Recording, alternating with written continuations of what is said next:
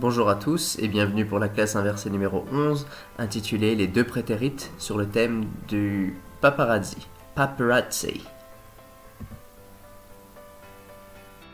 Comme d'habitude, voilà une petite fiche de présentation avec mon compte Twitter et mon site personnel. Shadowing a star. Filer une célébrité. So your boss, Frank Wilson,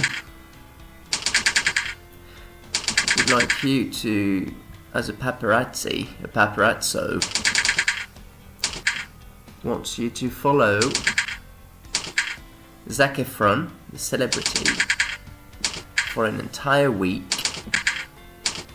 and you have to report back when you're finished, and your mission, should you accept it, is to tell us or tell your boss what the star was doing, what Zac Efron was doing when you took your pictures. Donc en bref, vous devez prendre des photos de la célébrité Zac Efron sur une semaine entière et vous devrez ensuite faire part à votre patron de vos photos et les commenter. So, last Monday, when I took this picture, Zac Efron was playing American football. He was playing American football when I took this picture. Last Tuesday, when I took this picture, or when the photo was taken, Zac Efron was dancing with a young lady. He was dancing with a young lady.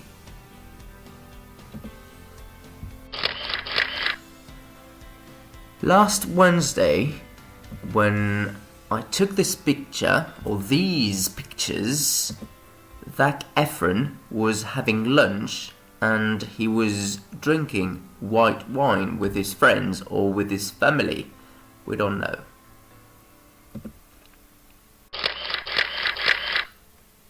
Last Thursday, when I took these pictures, Zac Efron was skateboarding in the morning, he was horse riding in the afternoon, and he was jet skiing in the evening, for example. So, skateboarding, horse riding, and jet skiing.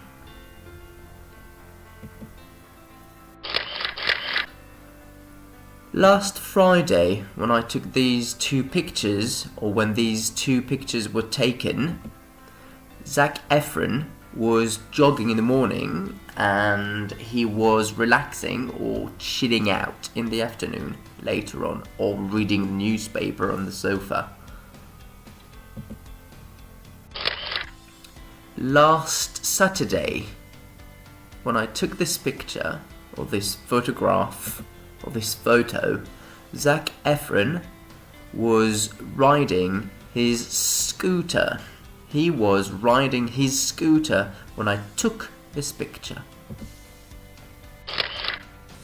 And last Sunday, finally, eventually, when I took this picture, he was doing shopping while he was skateboarding.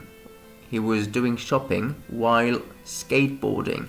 Attention, il est important de faire la distinction entre to do shopping, qui est faire des courses dans un supermarché ou dans une supérette, et go shopping, où là vous allez généralement acheter des choses qui vous intéressent pour vous, que ce soit des vêtements, que ce soit des chaussures, du parfum, des sacs, peu importe. C'est autre chose que de la nourriture. Donc do shopping en supermarché. Voilà, vous pouvez regarder la première partie à nouveau s'il y a des choses qui vous ont échappé. Sinon, on continue. Simple past versus be plus past plus verb plus ing. Ce sont nos deux prétérites. Le présent simple, le prétérit simple, pardon, et le prétérit de be plus base verbale plus ing. Notez bien que nous avons ici l'aspect be plus ing qui est en rouge, et qu'il sera difficile de mettre be au prétérit avec la couleur verte ainsi que la couleur rouge, de faire superposer les deux couleurs. Voilà pourquoi j'ai décidé d'utiliser be en vert souligné de rouge pour bien faire comprendre que l'aspect be plus ing est maintenu. Donc be au prétérit plus ing. Le prétérit simple, par opposition au prétérit continu, be plus past plus verb plus ing. Le prétérit insiste sur l'événement, il est précis, daté, passé, révolu, c'est-à-dire terminé, ça nous le savons déjà. Le prétérit continu, be plus past, donc be au passé, was ou were, plus une base verbale, plus ing, permet de faire un arrêt sur image sur ce qui se produisait, c'est-à-dire ce qui était en train de se produire dans le passé à un moment précis. Exemple. Glenn was revising his lessons when his iPhone vibrated. Donc, Glenn révisait ou était en train de réviser ses leçons lorsque son téléphone vibra. Sur un axe temporel, nous avons le T0 qui est l'instant présent, qui ne nous intéresse absolument pas pour l'instant, mais qui nous permet de placer le passé par rapport au présent. Le passé que vous voyez entre crochets. Ici, dans cette zone avec accolade, c'est ce que l'on appelle le cadre. Cela exprime, dans le passé, que Glenn était en train de réviser ses leçons. C'est l'instant où il était en train de réviser ses leçons. C'est une action qui dure. Voilà notre ami Glenn en train de réviser ses leçons.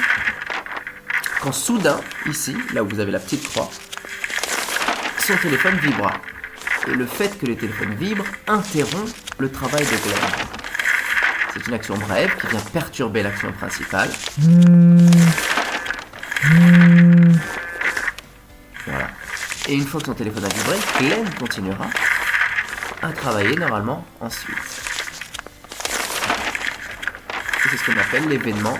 L'événement, la chose qui vient perturber l'action qui dure. Construction et exemple. Le prétérit simple se construit avec un ED en fin de verbe pour les verbes réguliers et avec des formes spécifiques pour les verbes irréguliers. À vous de regarder la liste et de la prendre. Pour le prétérit continu, be plus past plus verbe plus ing se construit sur le modèle auxiliaire be au prétérit, c'est-à-dire avec les formes was ou encore were, plus un verbe à l'infinitif, plus un suffixe en ing. Je rappelle que les formes de be au prétérit sont I was, you were, he, she, it was, we, you, they were. En fait, ce qu'il faut retenir, c'est que nous avons que le singulier qui est avec was, avec I, he, she, it, we, enfin you étant déjà dans le pluriel avec la forme de were. Relativement simple à retenir. Les exemples. Je conduisais ou j'étais en train de conduire quand soudain je vis un accident.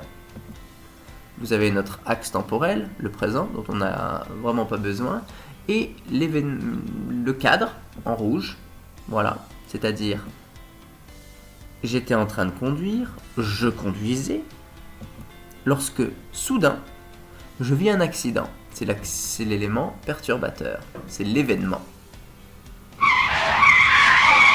Voilà, je conduis et je vois l'accident et je poursuis ma route sur ma voie. I was driving when I saw an accident. I was driving when I saw an accident. Quand le meurtrier tua Mr. Wilson, je jouais du violon dans mon bureau. Ici, même chose, le même axe du temps. Ici, nous avons notre cadre, être en train de jouer du violon. Et nous avons l'élément perturbateur qui est le meurtrier tua Mr. Wilson. Ce qu'on appelle l'événement. Cela donne ceci. La personne est en train de jouer du violon pendant qu'au même moment, un meurtre fut commis, mais la personne continua à jouer du violon. I was playing the violin when the murderer killed Mr. Wilson. Parlons du cadre et de l'événement. L'événement, nous l'avons vu, c'est le simple past, alors que le cadre, c'est l'événement qui dure.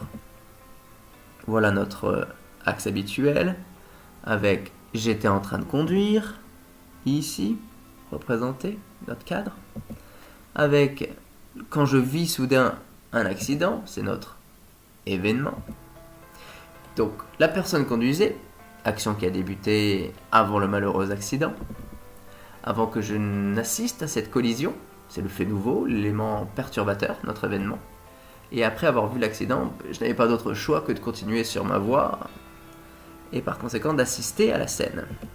Lorsqu'on utilise les deux, que ce soit simple ou progressif, les deux prétérites, vous l'avez bien évidemment compris, on parle de dans le passé. On parle de deux choses qui se passent en même temps dans le passé. On parle donc de simultanéité dans le passé. C'est exact. Voilà pour cette deuxième partie. N'hésitez pas à la re-regarder si vous voulez clarifier un petit peu certains points concernant la grammaire. Je vous propose un entraînement. Voici donc un pic-collage réalisé par mes élèves en classe, sur les tablettes. À propos de Simon Baker, ils devaient faire les paparazzi et ils ont choisi différentes images de cette célébrité. Et ils devaient choisir bien sûr un cadre, c'est-à-dire ce que la personne était en train de faire au moment où la photo fut prise, et notre événement, c'est-à-dire le fait de prendre la photo, vient donc interrompre l'action de la célébrité. Donc le vocabulaire que vous allez pouvoir utiliser pour cet exercice, si vous voulez le faire en même temps que moi. Pour le numéro 1, nous avons Simon Baker au téléphone. Donc, il va falloir dire talk on the phone. Pour la numéro 2, il est en train de conduire. Conduire une voiture, pas n'importe laquelle, une voiture qui est une décapotable, on peut dire aussi vintage. Drive his vintage convertible. La numéro 3 est relativement simple, il s'agit de have tea ou alors drink tea. Pour la 4, nous avons walk his dog with his family, sachant que walk his dog, ça veut dire sortir le chien. Mais si on veut dire qu'il fait une balade avec sa famille, c'est have a walk with his family and walk his dog. Pour la numéro 5, nous avons watch waves on the beach. Pour la numéro 6, nous avons cycle with his wife. Et la numéro 7, nous avons non pas do shopping, comme précédemment, mais cette fois-ci go shopping. Il ne s'agit pas de courses de nourriture en l'occurrence.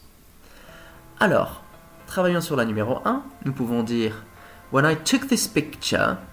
Vous pouvez vous entraîner bien sûr en même temps, hein. Vous pouvez mettre sur pause et vous entraîner. When I took this picture, Simon Baker was talking on the phone. Was talking on the phone. Number 2. When this photograph was taken, or when I took this photograph, Simon Baker was driving his vintage convertible. Image 3. Picture 3. When I took this picture, Simon Baker was having tea or was drinking tea. Number 4. When this photo was taken, or when I took this photo, Simon Baker was walking his dog with his family. He was walking his dog with his family. Or I can say that he was having a walk with his family. Number 5. When I took this picture, when I took this photo, Simon Baker was watching waves on the beach. Number 6. When I took this picture, or when this photograph was taken, Simon Baker was cycling with his wife. And number 7, this time we'll talk about the couple. Simon Baker and his wife were going shopping, not was, but were going shopping when I took this picture. I repeat, when I took this picture, Simon Baker and his wife were going shopping. Je n'ai pas choisi was, mais j'ai mis were car il s'agit du pluriel. They were both going shopping. Passons à la suite. Vous avez un travail à faire à la maison si vous le souhaitez, à vous entraîner.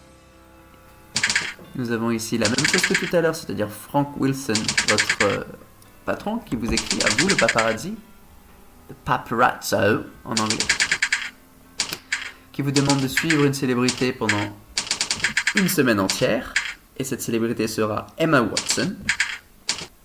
Vous devrez faire part à votre patron, une fois que vous aurez terminé, de vos photos, et les lui présenter et les commenter en lui disant ce que la célébrité était en train de faire au moment où vous avez pris vos photos. So he would like you to follow the celebrity for an entire week and then report back when you're finished, and you've got to tell your boss what the star was doing when you took your pictures. Ici vous avez donc Emma Watson, vous avez l'indication last Monday, et vous la voyez en train de se maquiller ou se mettre du rouge à lèvres. Le matin, elle était en train de poser pour une publicité, et le soir, elle a fait un laser game. À vous de chercher comment on dit ça. Ensuite, mercredi dernier, last Wednesday, elle faisait du shopping, et vous la voyez en train de manger en même temps un muffin pendant qu'elle fait son shopping. Ici, vous la voyez dans un glacier et elle prend un milkshake. Ici, vendredi dernier, en train de signer des autographes. Relativement évident, elle danse. Et enfin, au téléphone, tout en conduisant, ce qui n'est pas bien. Donc, un récap. Vous avez les différentes photos qui apparaissent, vous avez les mentions des jours. À vous de vous entraîner, vous mettez pause et vous essayez de faire vos phrases, sachant que la correction vous est donnée juste après, en vidéo. Un remerciement particulier à bensound.com for its music. A new beginning. Thank you very much.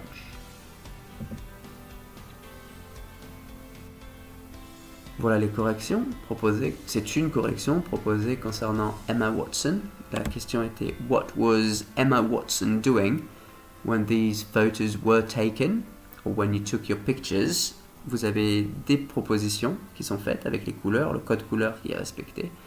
N'hésitez pas à scanner le QR code si vous voulez récupérer une trace écrite de ce qui est à l'écran. Thank you very much and goodbye. I hope you have enjoyed this video and see you soon. Bye.